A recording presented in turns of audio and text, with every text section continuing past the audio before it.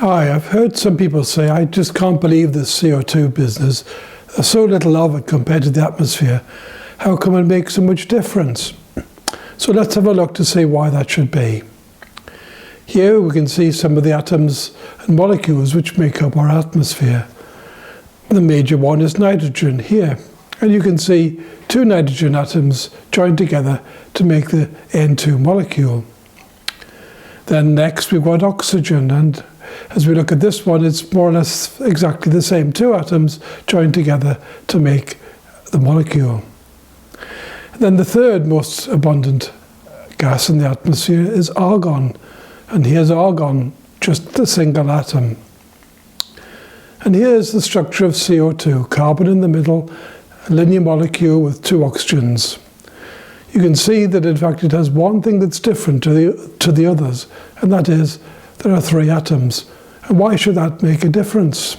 We're used to feeling the heat radiating from the sun. Even on a day like today, which is literally freezing, standing in the sun will feel warmer. And it doesn't need the temperature of the sun to give us that feeling of radiation of light, that radiation of infrared light. Even if I look at this iron, when using it, you could put your hand close to it, and then you would feel the heat coming from the iron. And so the Earth too radiates heat, radiates infrared light. And this graph shows various curves at different temperatures from about minus 50 degrees up to about 17 degrees.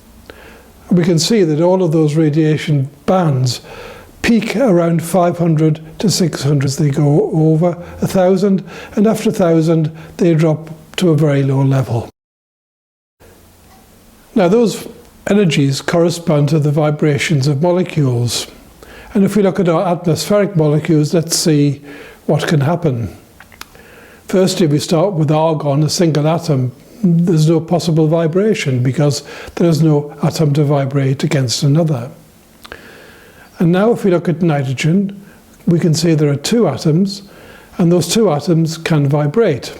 And on this little video that shows what happens when the nitrogen molecule vibrates. We could do the same with oxygen, which has more or less the same shape, and we'd see the same thing. Now there's something about that vibration which means that infrared cannot actually absorb by this molecule in this motion, because you must change the symmetry from a very symmetrical molecule to allow the infrared light to be absorbed.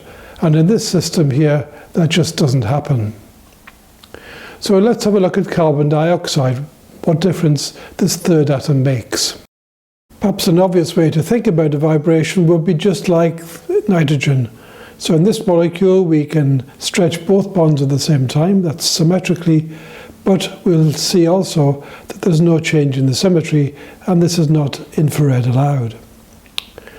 Second option is for the bonds to stretch asymmetrically. One stretches and the other contracts out of phase. And this does change the shape of the molecule, and this is infrared allowed. However, its energy is relatively high, over 2,000 wave numbers, and so you can see this is the part of the spectrum from the Earth where there isn't so much light. The third option for a three-atom molecule is a bend, and we can see that movement here. Also, you can see that this also distorts the symmetry of the molecule, and so this is infrared allowed. It requires less energy than the stretching mode, and in fact it turns out to be more or less slap bang in the peak of the emission from the Earth. So this is one of the reasons why CO2 is so important in terms of greenhouse gas effects. The 99.9% of the atmosphere that we've looked at before did not contribute to this way of absorbing energy. CO2 is the most prevalent molecule that does. Another property of CO2 is that it hangs around a long time. This graph, the solid curve, shows roughly more or less what the lifetime of a pulse of CO2 is like. And so much of it lasts for a very long time indeed. But there's a large change in the first 100 years. But 100 years is a long time and take a while then to decay away. When it's like this, the best thing really is to avoid putting it up there in the first place. We look at methane and nitrous oxide, which are two important greenhouse gases. We look at water and ozone influence the absorption by the atmosphere.